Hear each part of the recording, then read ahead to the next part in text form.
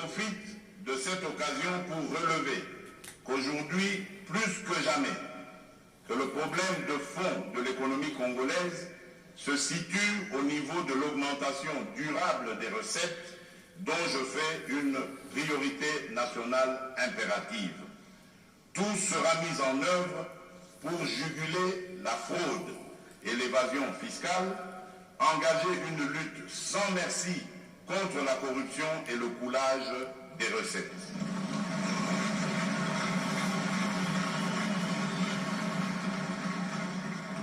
La mise sur pied au plus tard fin juin 2020 de la chaîne de la recette, à côté de celle déjà existante de la dépense, s'inscrit dans ce cadre.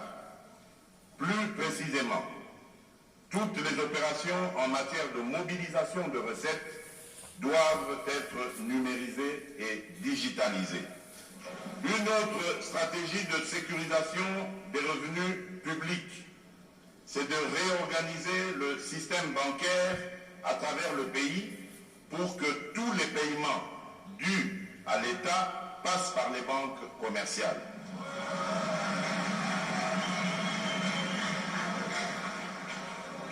Et dans ce contexte, j'entends créer une connexion entre les banques commerciales, la Poste et la Caisse générale d'épargne, Cadeco en sigle.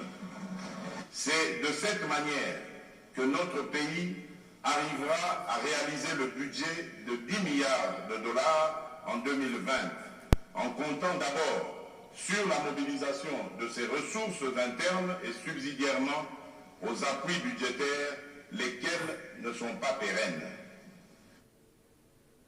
Et la Banque africaine de développement est prête à financer les petites et moyennes entreprises congolaises en vue de la création et la promotion d'une classe moyenne en RDC. Cette question était au centre d'une séance de travail entre le ministre des classes moyennes, petites et moyennes entreprises et une délégation de la Banque africaine de développement BAD. David Moubenga nous en parle.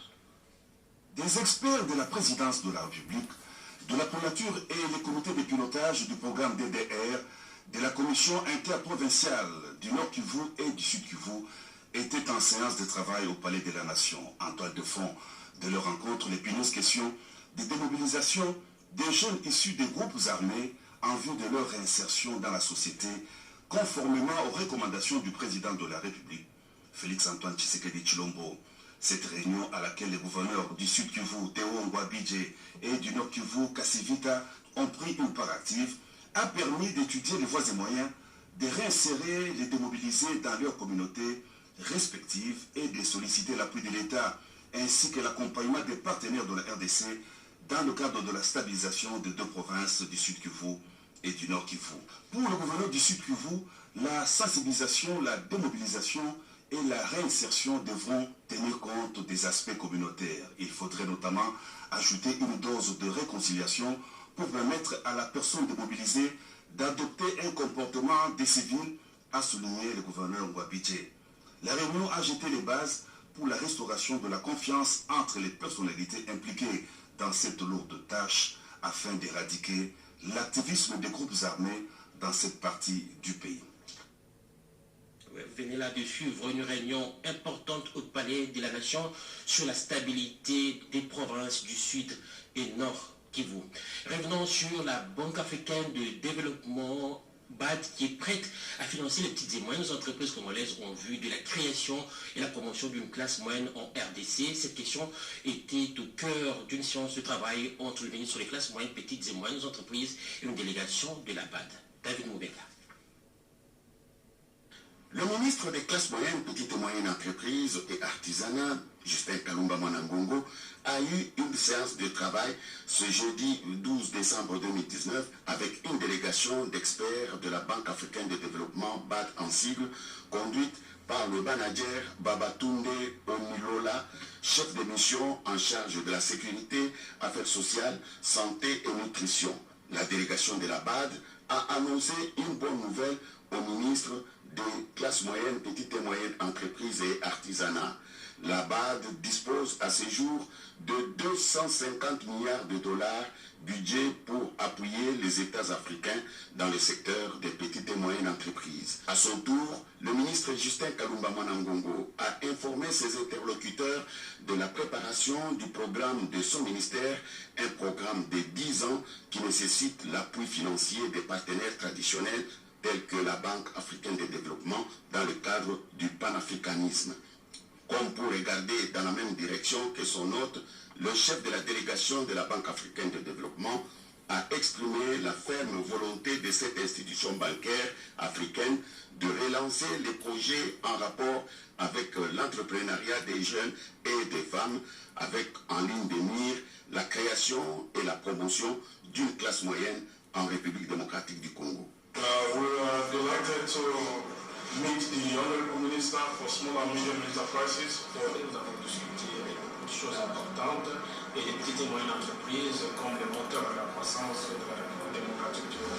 Nous avons aussi discuté sur les opportunités que ces pays représentent pour les projets que la Banque africaine de développement peut mettre en œuvre. Parce que nous voulons accroître notre portefeuille de projets de la Banque africaine de développement dans ces pays. Actuellement, notre portefeuille de projets comprend 1,3 milliard de dollars. Nous allons nous concentrer sur l'emploi des jeunes, les opportunités d'emploi des jeunes, mais aussi les compétences pour le développement de l'entrepreneuriat, particulièrement pour les jeunes et les femmes. Pour le ministre Justin Kalumba Mwanangongo, il faut plutôt créer l'entrepreneuriat de croissance au lieu de rester dans l'entrepreneuriat de subsistance. Il compte pour y parvenir encourager l'encadrement des jeunes et des femmes.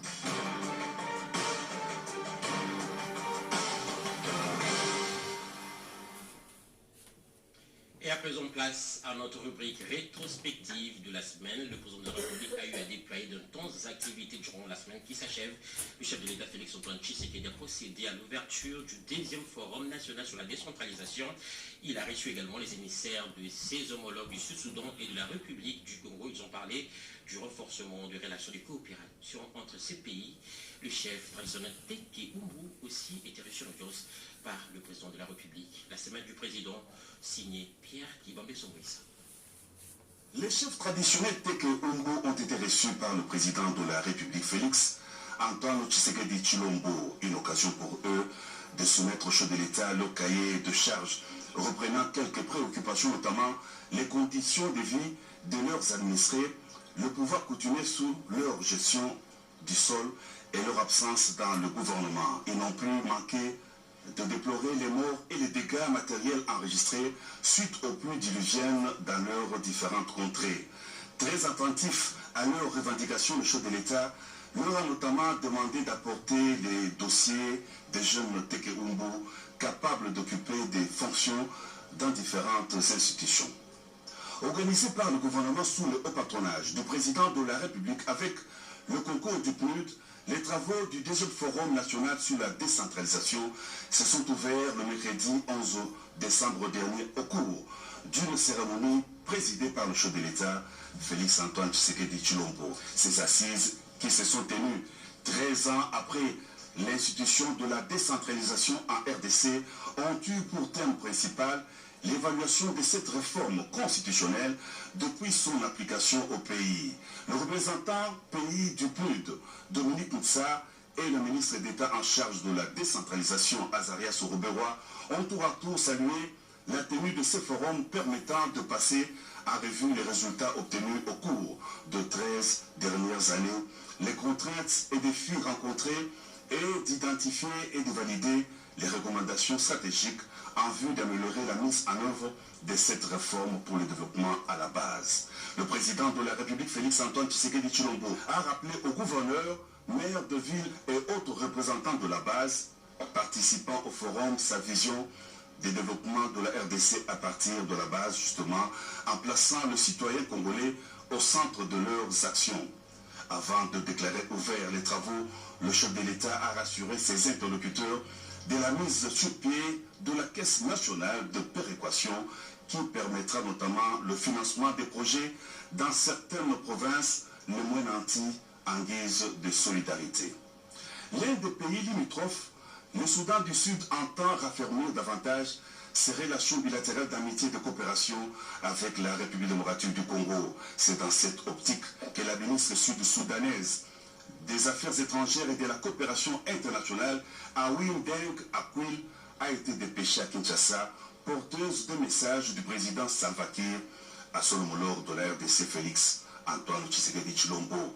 Les domaines de coopération visés sont l'agriculture et l'économie, les deux pays étant dotés d'importantes ressources naturelles, a renchéri la voix spéciale du président sud-soudanais. Elle a par ailleurs souligné la nécessité de l'apport du leadership du président Félix Antoine Tshisekedi Tshilombo dans les efforts de restauration de la paix au Soudan du Sud. Du renforcement de relations séculaires, d'amitié et de coopération bilatérale entre la RDC et la République du Congo, il en a été aussi question au cours de l'entretien que le président de la République a eu avec l'émissaire de son homologue de Congo-Brazzaville, Jean-Baptiste Ondaï, ministre secrétaire général à la présidence de la République. Sa mission à Kinshasa s'inscrivait dans le cadre des échanges réguliers entre le président Denis Sassou Nguesso et Félix Antoine Tshisekedi Tshilombo, a indiqué l'homme d'État congolais.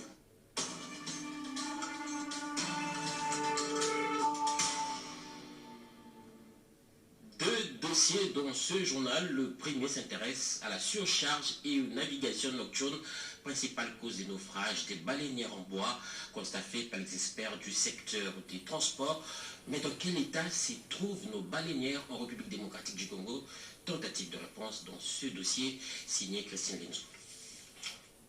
L'unique moyen qui permet au peuple riverain de se déplacer est l'unité en bois ou généralement la baleinière. Cette mini-embarcation permet d'atteindre les petits coins où le bateau ne peut pas arriver. La baleinière, telle que construite en RDC, nécessite d'être améliorée, car les naufrages à répétition de ces mini-embarcations ou baleinières sur le bassin du Congo ne cessent d'inquiéter plus d'un. Les derniers naufrages en date, le 22 novembre sur la rivière Fini à Nyoki, chef-lieu de la province de Maïndombe. 5 personnes décédées et plusieurs autres s'étaient portées disparues, augmentant ainsi le nombre de naufrages en RDC à plus de 7 pour cette année 2019 qui tend à sa fin. On peut citer les naufrages au niveau de Mabutuka à Maluku, à Bolodjoa sur la rivière Lulonga, le naufrage de Bukama sur le lac Upemba, sur la rivière Luapula en mars et sur le lac Kivu en avril comme en août 2019, ainsi que le naufrage survenu au village Yatutu à 132 km de la ville de Kisangani. Selon les experts du secteur des transports, la surcharge serait la cause principale de certains accidents. Ajouté à cela la navigation nocturne. La baleinière en soi, c'est une unité à courte durée de vie. Parce qu'une baleinière ne peut pas dépasser 5 ans d'âge. Une baleinière mal chargée, où on n'a pas respecté les tirantes au cours de la navigation, surtout nocturne, et en rapport avec le phénomène naturel, le vent tempéré, la pluie et le vent violent, qui peut être le vent du derrière ou du devant ou le vent traversier, qui peut toujours entraîner la baleinière à chavirer. Dans la plupart des cas, les armateurs de baleinières ne se conforment pas comme tels. D'ailleurs, ils utilisent même les équipages qui ne sont pas formés. Ils peuvent prendre un membre de la famille qui sait seulement piroguer, et il le prend, il devient membre de l'équipage, sans connaître aucune notion de la navigation. À l'ingénieur Patrice Pioronini, expert principal à la SICOS, d'ajouter que dans certaines de ces mini-embarcations, il y a absence de cloisonnement. Les conducteurs se font guider par les matelots et la plupart de ces conducteurs n'ont pas la formation appropriée. Vous avez constaté qu'il n'y a pas de cloisonnement. Ça veut dire que s'il y a une voie d'eau, l'eau envahit toute la coque et la baleinière peut s'envoler. Il y a certains baleinières qui n'ont pas la timone. Donc, le conducteur est derrière il n'a pas la possibilité de voir devant. Et il est obligé d'utiliser des matériaux qui sont devant, qui permettent de l'orienter. Il y a le non-respect du tonnage autorisé, comme le surcharge. Et ensuite, il y a la navigation de nuit, parce que la majorité de ces unités n'ont pas de feu de navigation, de projecteurs, qui leur permettent de naviguer la nuit. Bien que le gouvernement de la RDC a pris certaines mesures pour sécuriser les voyageurs, port de gilets, pas de navigation nocturne et autres, cette situation persiste. Pourtant, le code de la navigation en vigueur au Congo prévoit que toute embarcation qui fait le transport en commun devra être fabriquée selon les normes. Cela est pareil pour tous les États membres de la SICOS. Mission nous avait été donnée par les États, les experts en transport de la CEMAC et de la RDC, d'harmoniser les normes de construction navale. Qu'est-ce qu'on déplore dans ces baleinières?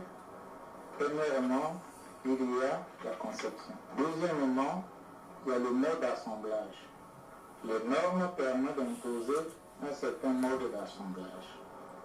Et troisièmement, il y a la valeur minimale dimensionnelle qu'on utilise en fonction des matériaux qu'ils ont.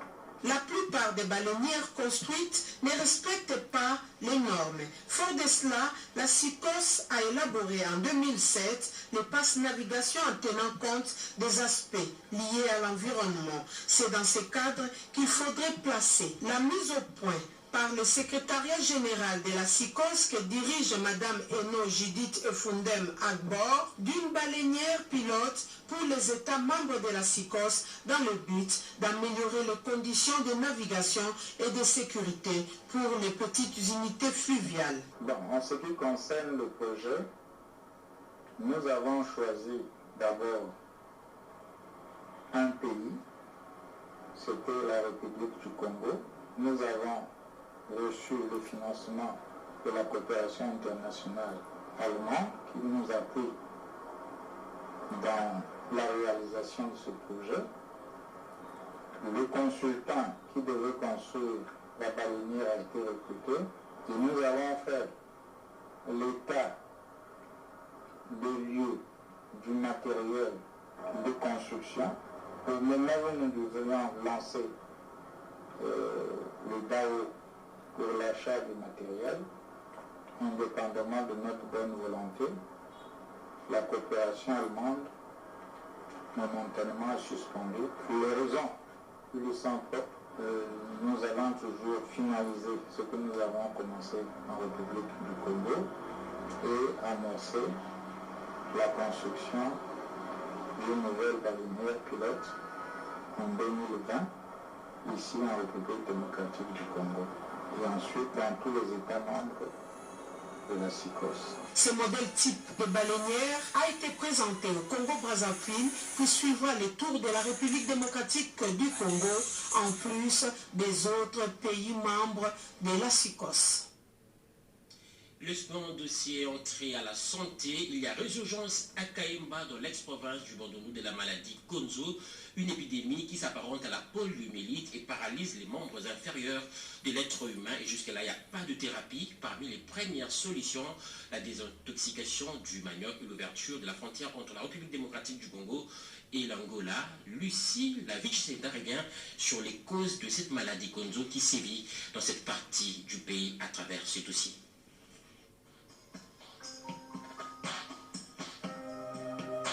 Il y a de cela une année, depuis que les Congolais vivant en Angola ont été expulsés, un mouvement qui a créé un flux important de populations dans tous les territoires de Kaemba et ses environs. Cette situation, selon les chercheurs, est à la base de la résurgence de plusieurs maladies.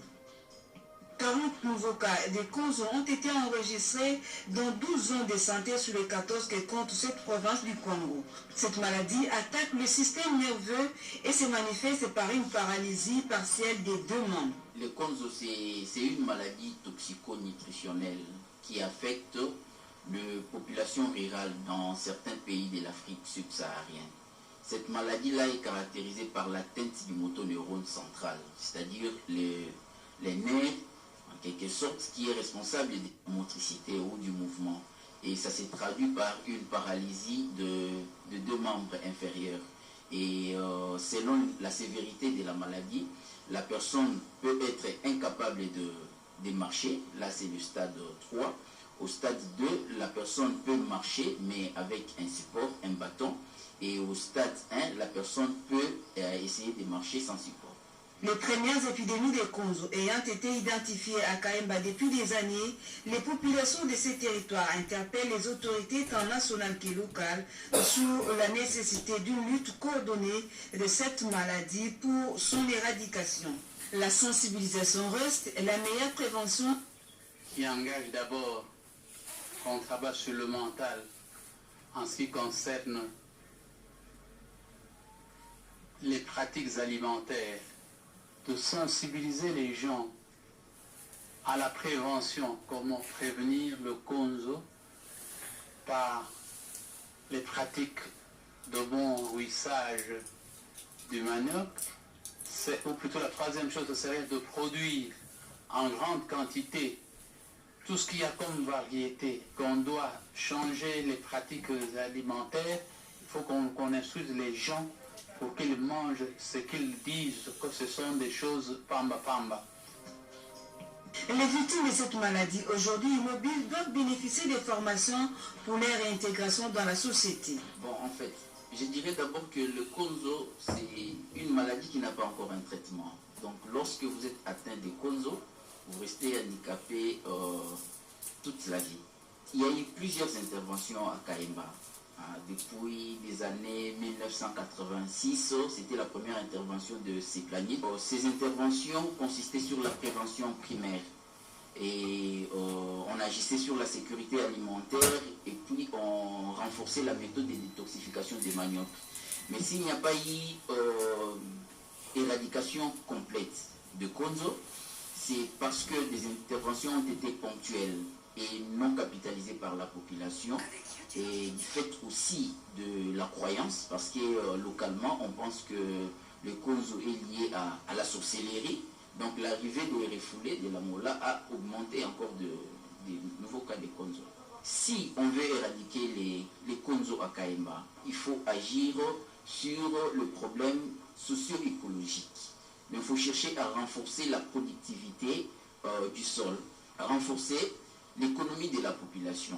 Et là, on peut voir l'ouverture de la frontière de l'Angola RDC. Il s'est de souligner qu'actuellement, une intervention expérimentale est en cours. Il s'agit d'une méthode de désintoxication du manioc par humidification de la farine. Cette méthode a prouvé son efficacité et mérite d'être vulgarisée et accompagnée par d'autres mesures visant à augmenter la production et à garantir la sécurité alimentaire des ménages. Au chapitre toujours de la santé, l'hôpital de référence de la police nationale congolaise Kon Lufungula fait peau neuve et à mi-chemin de cette réhabilitation, la presse nationale a été conviée à visiter l'état d'avancement des travaux exécutés dans cette formation médicale. Anastasie Doudou. La prise en charge de soins de santé de qualité des hommes qui servent sous les drapeaux est une promesse faite par le chef de l'État Félix-Antoine Tshisekedi Tshilombo lors de son discours d'investiture. Aujourd'hui, la police nationale congolaise vient de bénéficier d'un bâtiment réhabilité de l'hôpital de référence du Kalufungula. Ici, les policiers et la population environnementale vont bénéficier de soins de santé de qualité au standard international. Le général, chargé de service de la santé de la police, a fait visiter la première partie du bâtiment réhabilité à la presse. Nous sommes autour de 30% de réalisation de ce qui est prévu. Parce que, comme vous le savez, nous avons profité du programme d'urgence des 100 jours du chef de l'État et nous avons été inscrits dans ce projet, dans ce programme, en tant que projet de la police. Nous avons eu un crédit échelonné sur 3 tranches et à ce jour, nous avons bénéficié de la première tranche et c'est ce qui nous a permis de réaliser tous les travaux que vous avez vus. Les travaux effectués font partie de la première phase de la réhabilitation de ce programme. À ce sujet, le deuxième niveau a été complètement réhabilité, reste le premier niveau et les rez-de-chaussée. Cet hôpital de référence offre de nombreux services, notamment les services d'ophtalmologie, de dialyse. À terme, l'hôpital disposera de 200 lits. Le général chef de santé est déterminé à faire cet hôpital un véritable hôpital de référence car il bénéficie de la collaboration des cliniques universitaires. Il convient de noter que ce bâtiment réhabilité entre dans le cadre du programme de 100 jours du chef de l'État Félix-Antoine Tshisekedi Tshilombo. Rendons-nous à la colline inspirée après un bon moment de disparition sur le marché. La revue Les Annales de la Faculté des Sciences Sociales de l'Université de Kinshasa est de nouveau sur les rayons des bibliothèques.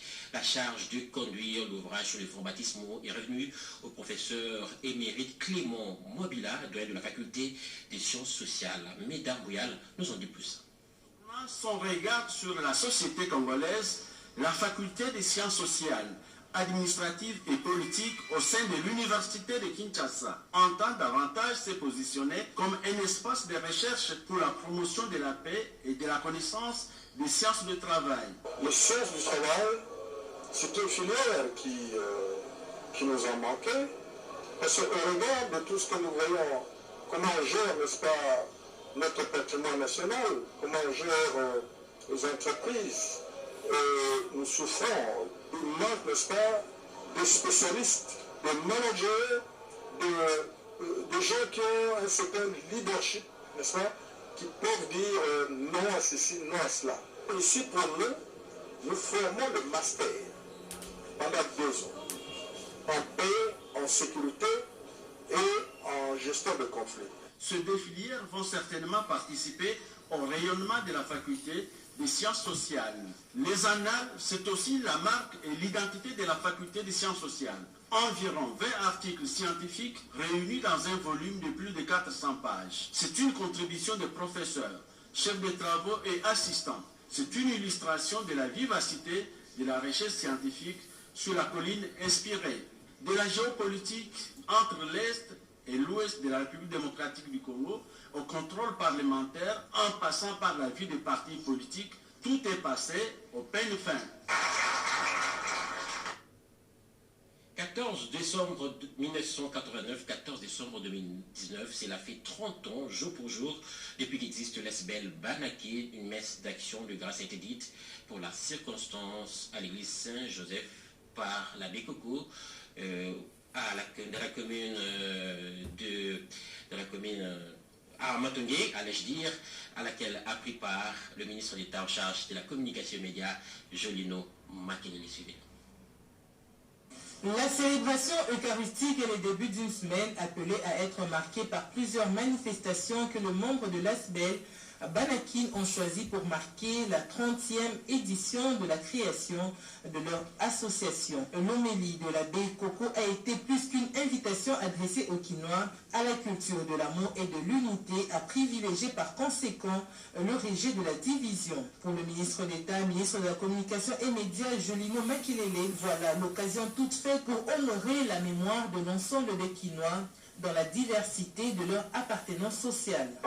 Kinshasa, c'est aussi une mémoire, et il faudrait bien que cette mémoire soit connue de ceux qui succèdent à tous ceux qui ont fait l'histoire de Kinshasa, à nous, la génération qui suivait, et aussi aux enfants qui viennent, et même à nos petits-enfants. Le président de l'Asbel Banakin et député national Godard Motemona a rappelé que leur regroupement est avant tout un état d'esprit. Nous sommes en train de travailler et nous attendons beaucoup de notre jeunesse. La relève, n'est-ce pas? Nous avons travaillé, nous sommes pratiquement à la porte de la retraite. Maintenant, nous voulons que la jeunesse, comme l'a souligné hier le président de la République, que la jeunesse aussi soit là et que la jeunesse s'affirme. La flamme du rayonnement de l'Asbel Banakin doit être maintenue à tout instant pour le bonheur des milliers de Quinois. Et c'est par ici que nous baissons les rideaux de ce journal magazine, une édition consacrée à l'actualité, à la rétrospective de la semaine et au dossier. Bonne journée dominicale à toutes et à tous, que la paix règne dans vos maisons. Merci d'avoir suivi. Vous pouvez suivre ce journal en tapant www.rtnc.cd. Merci.